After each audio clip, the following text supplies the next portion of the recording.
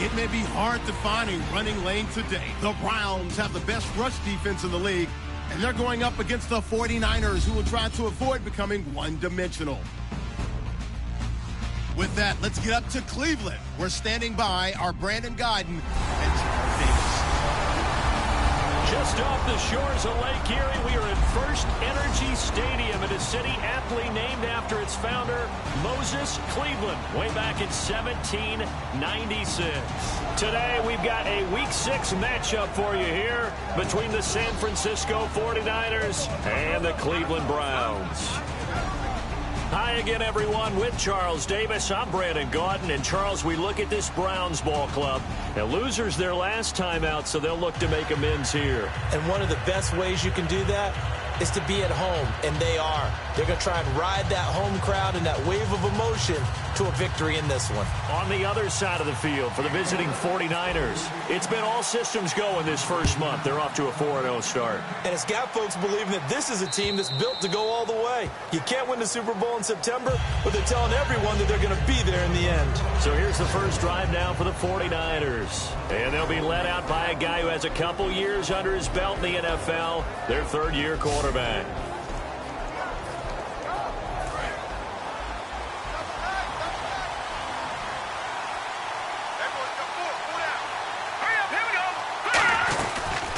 They'll run it now out of the gun. And he'll fight forward to about the 27-yard line. 2 yards on the pickup there. It'll be 2nd and 8.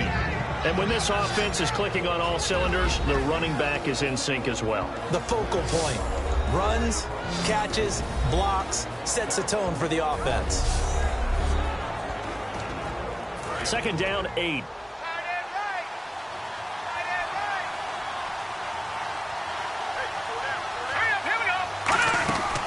Looking to throw.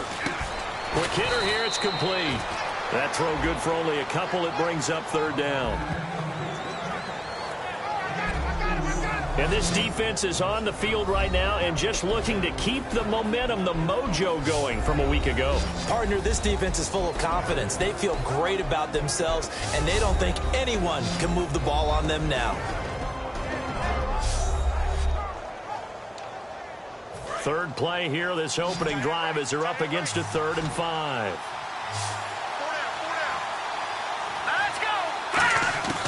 Now they'll throw here out of the gun. He's going to find his running back. It's complete. And he's able to take this one up to the 35-yard line. It's a gain of 5 on the play, and it'll be 4th down. Well, it wasn't a big strike, but that completion put them in really great range. What do we have now, 4th and inches? Yeah, it's not more than a half a foot. You know what I would do here? You would always go for it. I'm one of those guys. This is taken at about the 14. Call it a 48-yard punt. Give them 9, though, on the return. And the Browns will take over 1st and 10. So here come the Browns for their first drive on offense. And they'll be led out by their 6-year quarterback.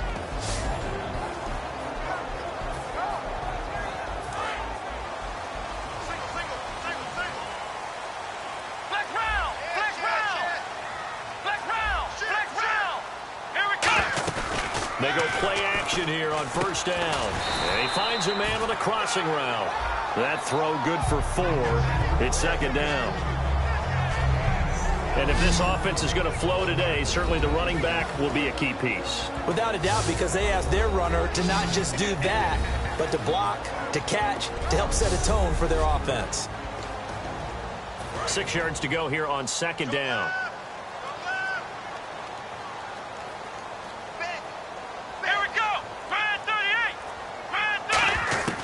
From the shotgun, he'll look to throw. Oh, he's got a man wide open, complete. And they're going to get this one all the way out across the 45. One thing I can say pretty safely, that route is not called if you don't have a guy who can throw the ball and put some mustard on it. Because if you're going to lollipop it in the middle of the field, bad things usually happen. It takes a strong-arm guy who can rifle it in there, and they were able to successfully complete that one. They'll look to throw here on 1st down. Out to the flat. That's complete to his running back. So he got free of 1 tackle but couldn't do a whole lot else. 5 yards on the pickup, and that'll bring up 2nd down. For the 49ers, their starters defensively, and I got to look at DeForest Buckner. Love him. Tall, angular. What you worry about with guys like that is can they bend and play with leverage? And DeForest Buckner absolutely can.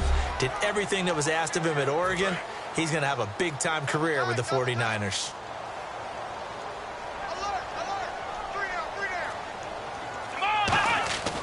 Again, he'll drop to throw. Throwing middle, and it's complete. And he'll get this one down near the 20-yard line. A good pickup there, 26 yards. He had time, was able to survey the field and find a soft spot in that zone coverage. And that's where it gets difficult for a defender, Brandon. You go to your spots on the field that you have to cover, and when the offense finds an area that you're not in, that's where they throw the football. And eventually stopped just shy of the goal line, right around the 2. One of the selling points of the in route is it gives the quarterback a really nice sight line to his receiver and almost on a direct shot able to throw the ball into the middle of the field and have a great chance of success as they did on that play. And he takes a shot on the release as this will be incomplete. I know in every game we do, we talk about momentum. That was a momentum play lost. And now there could be a letdown because they didn't get the interception. Yeah, you could almost hear the collective gasp on the sideline as he could not come up with that football. And he can't hang on. That's definitely going to be one he wishes he had back. Incomplete in the end zone. From the 2-yard line yet again. Let's see what they can do on 3rd and goal. They'll set up a throw. Oh, it's a touchdown if he holds on. Instead, it's 4th down. After all the preparation, all the practice, a play like that will absolutely break your heart. They had everything they wanted, just unable to complete it. In the end zone, a big-time drop. So the folks here in the stands this afternoon, they're happy about that one. Their guys get the early advantage after the opening drive field goal. And they should be happy. Their guys look good getting down the field, and that's got to give them hope that good things are in store here today. And that'll carry over the back line of the end zone for a touchback. Out on the field now, here come the 49ers. And a 3-and-out on that first drive. We'll see if they can do better here. They should have a better opportunity because the nerves should be settled now. That first series, everybody goes out with a little extra emotion. So now they get a chance to go back out and say, okay, now we're into the game. Let's go play and play as best we can. You almost get a mulligan then on that first drive? Sometimes it absolutely serves that way. You get a second opportunity. Nothing big happened. But then again, you didn't commit any mistakes either. Off you go.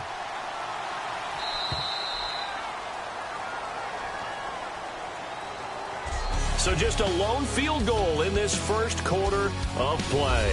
3-0 is our score. EA Sports NFL Sunday returns following this. Second quarter now. Brandon Gaudin and Charles Davis with you. It's the 49ers in control of the football, and they've got it here with a first down. Now a handoff here to his running back. And he's going to be met at about the 43. Call it a gain of 4 on first, and that'll make it second down. Second down following the run. Not a run that you're going to write home about, but still a good first down run. That's what an offense calls staying on schedule. 3 to 4 yards on first down, you're set up very well for the rest of the drive. Surveying the field. And he's going to be taken down. Back across midfield, just across midfield at the 49. Well, how about that? A dime set on defense, 6 defensive backs. None of them blitz. They're just back there in coverage. Defensive lineman gets the sack. That's where the O-line, they go to the sideline, they keep their helmets on so the cameras can't find them, right? Yeah, the cameras can't find them, but I know one thing. The O-line coach will. They do get 9, but it leads to 4th down. Here's Bradley Pena now as he'll punt it away for the second time. He wasn't the primary target, but I think it was almost like a check down situation, wasn't it? Yeah, hoping he can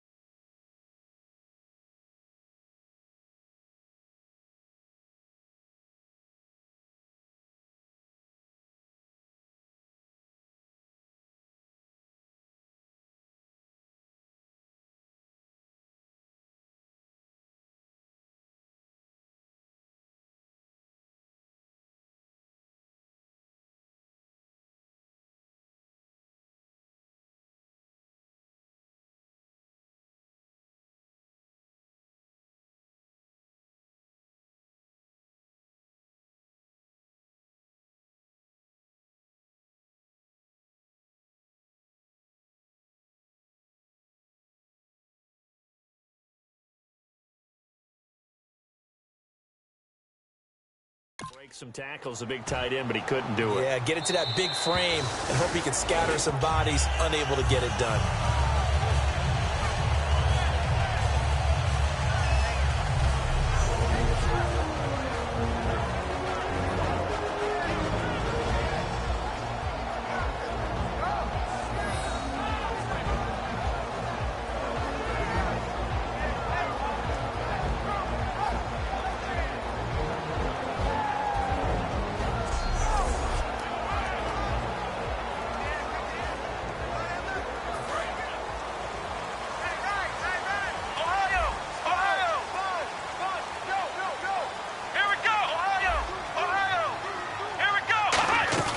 Now a play fake here on first down.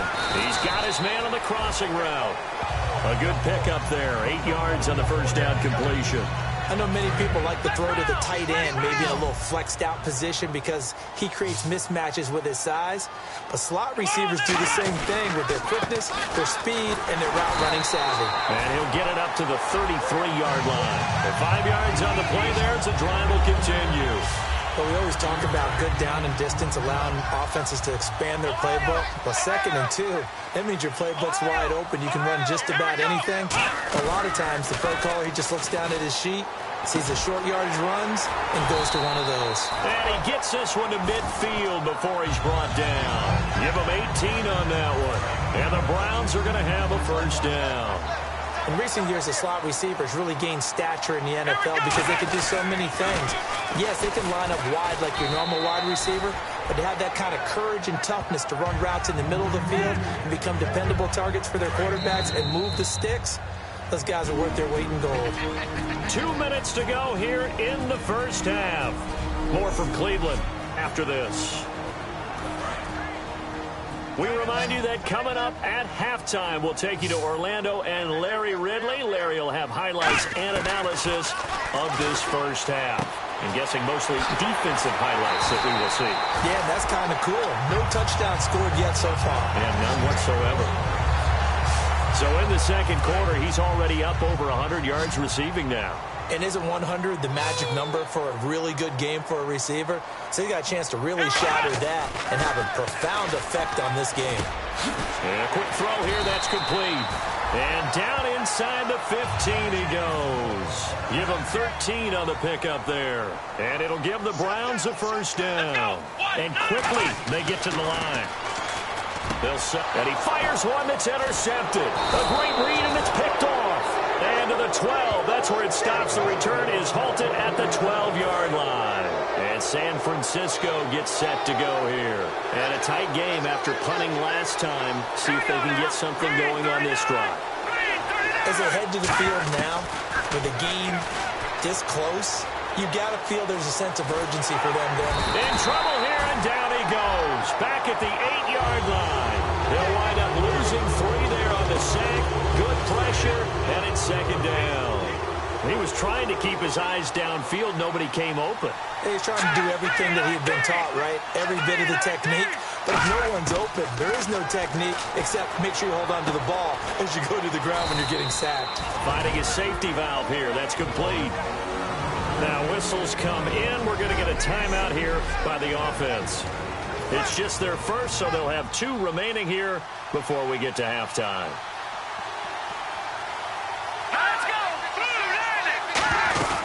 They'll run it now out of the gun. And he'll get this one up to about his... Now a timeout called defensively by the Browns. It's just their first, so they'll have 2 remaining here before we get to halftime. Here's Bradley Pinion now, standing about a yard deep in his own end zone.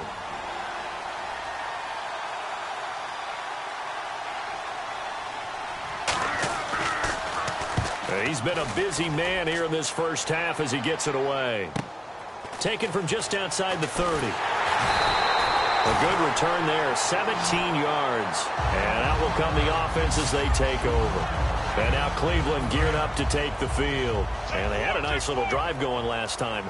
Threw the interception in the red zone. Costly. Bad enough to throw it anywhere, but that drives coaches insane when they're thinking about, hey, we got a shot at points already. We're already in a spot where you're thinking you got 3 on the board for sure, and to come away with nothing, That's a really tough one for them to swallow. Yeah, will they make up for it? Back to throw here, and that's incomplete. I think that's a big-time play there because the slant route is really hard to cover because the timing is so quick. But able to see it, diagnose it, and get to the football, that's why he was able to bat it away. He'll try again with the arm here on second down. And this is incomplete.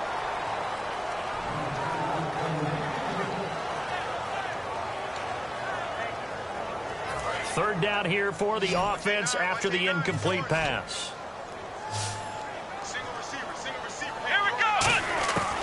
They'll stick with the passing game as he looks to throw. And that is incomplete. Down to 15 seconds now. So out comes a field goal team now for the second time here today. From the right hash and call it an even 50 yards.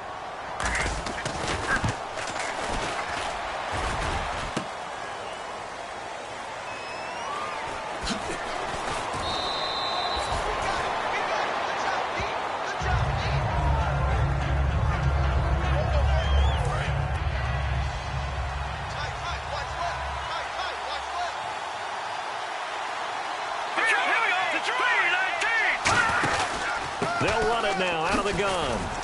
And he's going to be met at the line of scrimmage and taken down. So we've hit halftime. Just a field goal separating these two teams at the break. As we send you down to our EA Sports Studios in Orlando, where we find our man Larry Ridley with our halftime report. Jeez, they don't even want to let their guys get a drink of water. All right, third quarter. Let's get to it. This one taken from the 7th. And nice work on the return as they'll start their drive just past the 30-yard line. Here's the Browns offense now getting set to start off this third quarter. They have the lead. Now they'll be looking for some separation here as we begin the third quarter. I like the way you term that because now I think they go a little bit deeper into their playbook. They like what they did in the first half. That worked okay. But in order to get the separation that you just talked about, change things up a little bit. Change your tendencies, try and hit them a little bit more with some things they didn't see in the first half. We'll see if they do just that. Back to throw now on first down. And a good quarterback facing zone coverage. If he has just a little bit of time to survey the scene, that's what's going to happen. No doubt about it. If there's no pressure, he's going to continue to pick them apart because he'll have all that time to find someone open downfield. You can only cover for so long. So maybe they want to go to a zone blitz scheme, get a little bit more pressure. Remember when Carolina did that against Denver? They lost the game ultimately. They dropped the defensive end out, and he ended up with an interception in that game in Super Bowl 50. Maybe some sort of scheme like that to try and get more pressure at the passer. Offense coming up, needing 2 yards on third down. An ex-teammate used to tell me all the time, I hate experienced quarterbacks because no matter what, you really can't hide what you're doing. And I think that right there, he knew right away where the blitz was coming from, where his primary guy was going to be, and he ended up going to a secondary target for a nice game. I was just going to ask you, that wasn't the primary target, and he's so good at that, isn't he? I think he knew right away that he wasn't going to get to his primary guy. I think he read that as soon as he got to the line of scrimmage, knew where the pressure was going to come from, and said, I know how to beat that, and that's what he did. Back to throw. And he will find his big tight end over the middle. They get 25 yards out of that one. And it's good enough for a Cleveland first down. So after that big gain, let's see what else the offense has up its sleeve. And there's another completion to the tight end. And let's face it, it is hard to overthrow a 6'6" target. It is indeed. Quarterbacks like their speed guys. They like that huge 6'6" target that they've got in him. They really do. And it reminds me of what one great tight end told me once. He had told his quarterback, just make sure you throw it up there. You know, kind of like put up on the top shelf where the kids can't get it. There's a completion to the tight end, and I think that we're looking at something out of central casting, frankly. Absolutely. I mean, size, the hands. Speed. I mean, can flat out run. You put that whole... And that's going to be caught for a Browns touchdown. Their dangerous wide receiver. His first touchdown on the year. And the Browns add on to their lead. On those slants, everything happens so quickly. What makes it work? The timing between the passer and the receiver. In this case, a slant route. Ordinarily, it's probably about 3 steps before you go on the slant. in this amount of time. I think it's a two-step deal. Boom, put his foot in the ground and got inside for the pass. Got inside for the pass, got inside for the catch and the score. The Browns kicking team out there now as they'll send this one away. And this will not be returnable. It's out of the back of the end zone for a touchback. Here's a look at the 49ers offense as they make their way out for their first possession of the second half. They're down in this game. A chance for the offense, though, to put something on the board, get some momentum here in half two. Try and get things kick-started for them. And you know at the half they discussed how they were going to get that done. This is where scripting comes into play a lot of the time. How many plays do you script coming out of the second half? Most of the time in the first half, you're scripting 12 to 16. I think in the second half, you're really scripting more like 8 to 10. Kind of a starter or an opener, whatever terminology they use. Just something to get you off to a quick start. Now they'll throw here out of the gun. He's going to flip one out here to his running back. And they'll get him down here at the 23. Give him 3 on the play, and it'll be 2nd and 12. I know most of the time when the ball's in the air, you're thinking wide receiver, tight end, but running backs, they can be a big part of any passing offense nowadays. They'll run it now out of the gun. And they're able to get this one across the 35. They give them 13 yards there on the play and a fresh set of downs. Sometimes it's hard to believe, but there are times this game is about patience, isn't it? Has had the game he expected, but that run there, that may get him going. I was just going to say, maybe that gives him a little juice, because you're right, he struggled, especially in that first half. Yeah, and I know the great ones always think to themselves, just hang in there. I'm just one big carry away from busting this open.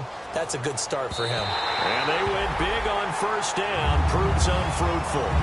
Well, they haven't had a whole lot of success in the passing game here. Now, in the second half, he's thinking, I guess maybe just take a shot deep. I think you're right. Almost looking for a bailout, isn't he? Can my receiver go up and make a big play for me? Can I create a penalty downfield, maybe pick up an interference call and get that yardage downfield?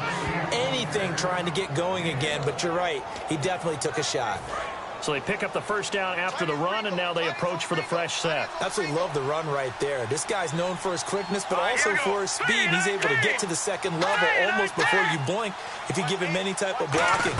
Always talk about slot receivers, and they're usually known as quicker than fast.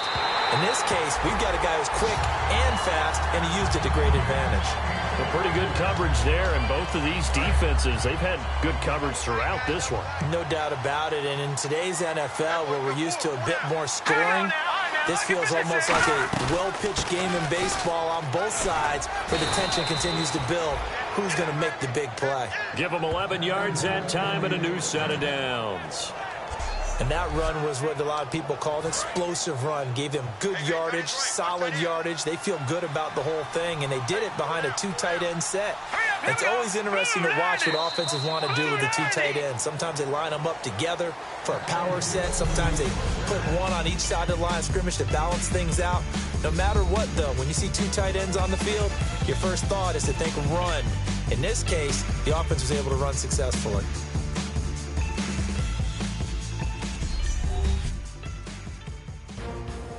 And we're back now here in Cleveland. It's 49er football, but some ground to cover. They find themselves. First down and 10 now for the offensive group.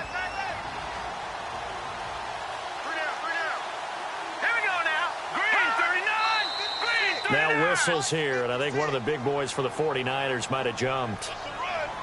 Don't start offense.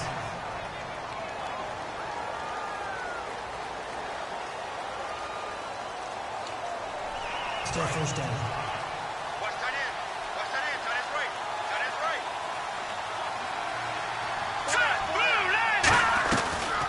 They'll run it now out of the gun. He'll get about 4 here, down to the 43-yard line. Well, if you're a football guy, that's a pretty run because everyone is in sync right there. Obviously, the guy carrying the ball, but how about the people up front? Leverage, athleticism, they created some nice space for him. They'll run it now out of the gun.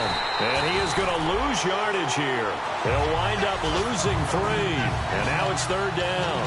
Brandon, that play typifies what we've seen from the offense all day long. They've had no success getting things going. I think for the offensive coordinator, he's got to go to that side of the play sheet that says, try something different. Try some specials, something they haven't seen all day to try and get this offense kick-started. He gets a good chunk of yards there, 8 all told, but they're still looking at a 4th down. So on 4th down, out trots the kicker in a big spot here. This officially a 55-yard attempt. This drive is turning into an extended one, and the guy carrying the ball, he's becoming more like a body blows guy. Every carry is putting some damage on the defense. So after a while, I'm not too sure how many guys are going to want to run up and tackle him. So it's an empty possession, and as a kicker, not the way you want to start your day's work. And now each team's missed a field goal here so far, Brandon, so apparently neither guy is immune. 7 yards on the pickup there, and it'll leave them with a 2nd and 3. And in this situation with a lead 4th quarter, they're liking keeping the ball on the ground, I'm sure. That's just smart football, but you know the defense has to know it as well. They've got to stop them here. So now we're going to see that loading the box in a big way. 6, 7, 8, 9, whatever it's going to take, puts a little bit more pressure on your big offensive line. So many teams want to throw the ball in this situation nowadays, but I love watching a team that has enough confidence to go ahead and run the football in that situation. That's almost a tendency breaker. They'll give it to him right up the gut. And able to push his way forward here for a good little gain. 5 yards is the tally on 1st down. That brings up 2nd and 5. And after the play on the ground, that brings up 2nd down here. And that's exactly what you want on a 1st down run. Pick up 5 yards, bring up 2nd and 5. The defensive line, though, they've got to figure out a way to out-leverage the guys up front because the offensive line is winning at the point of attack. It's a loss of 2, now 3rd down. And they'll need to get to the 35 if they want to keep this drive going on 3rd down. Time for a break. We're back to finish this one off after this. So the Browns in possession of the football here as we get you reset. And let's see what they've come up with offensively after having time to talk it over. And they'll need to get to the 35 if they want to keep this drive going on 3rd down.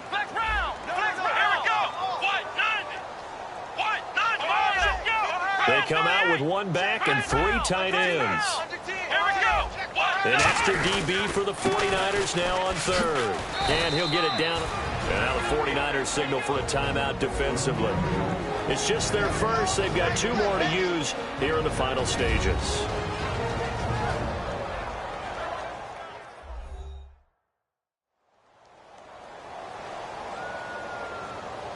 All right, so the timeout over and all 11 men back out onto the field for the defense. And with things looking pretty good on the scoreboard, they're going to keep the offense out there and go for it here on 4th. They come out here in the eye.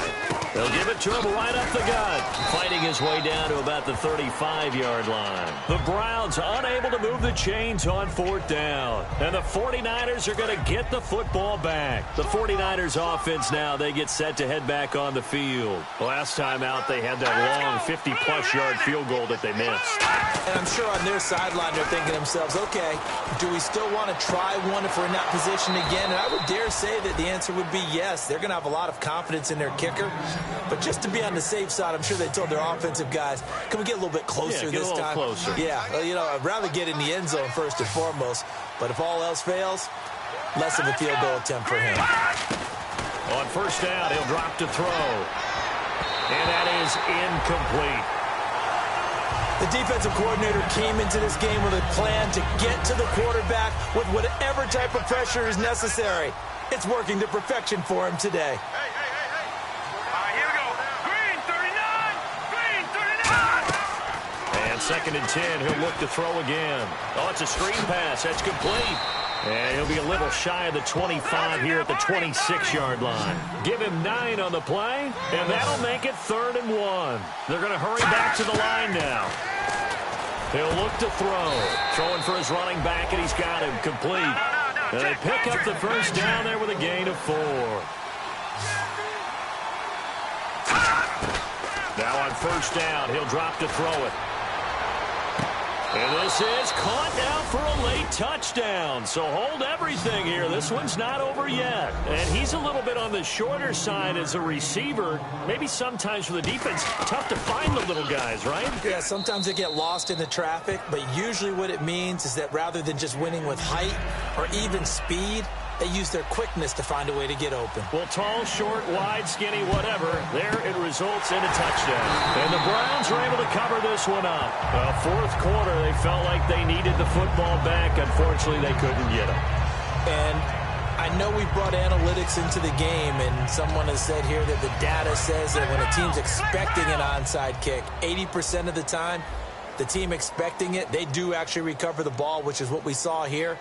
I just wonder if that number is much more of a anecdotal type of a number. Kind of like when the coaches tell us, well, when you score on special teams, 93% of the time you win the game.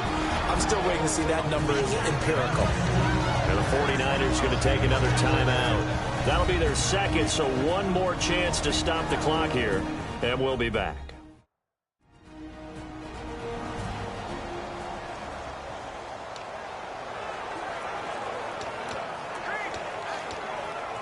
See if they stay on the ground for second down. Here we go.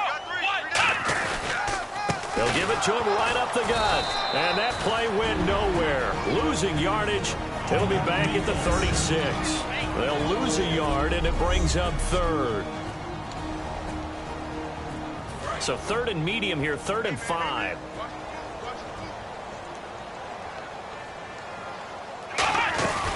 They'll run it now out of the gun. And an alley to run.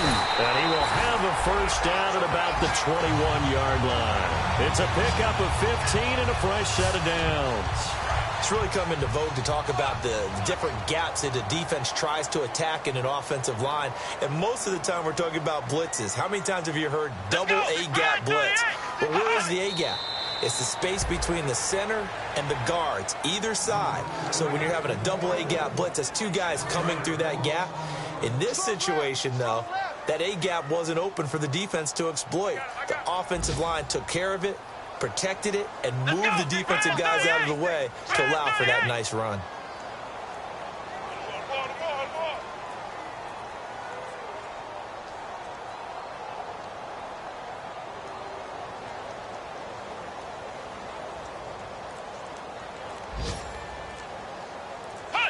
The Browns in victory formation now as they take the knee. Well, Charles, the old saying, the old cliche, if you will, points at a premium. That certainly applied here, didn't it? And that almost like opened up a time capsule, didn't it? Old school football, low scoring, close game. What a way to finish it up. You loved it, didn't you? You loved the defensive. I certainly did. Brought back the images of the game of old. So for the Browns, it's a much-needed victory as it gets them back to 2-4 on the year. And they will hit the road next week for a date with the Oakland Raiders. Meanwhile, for the 49ers, it was a good first month, but they'll fall to 4-1 as they suffer their first loss. And they'll look to regroup next week as they head to L.A. to take on the Rams.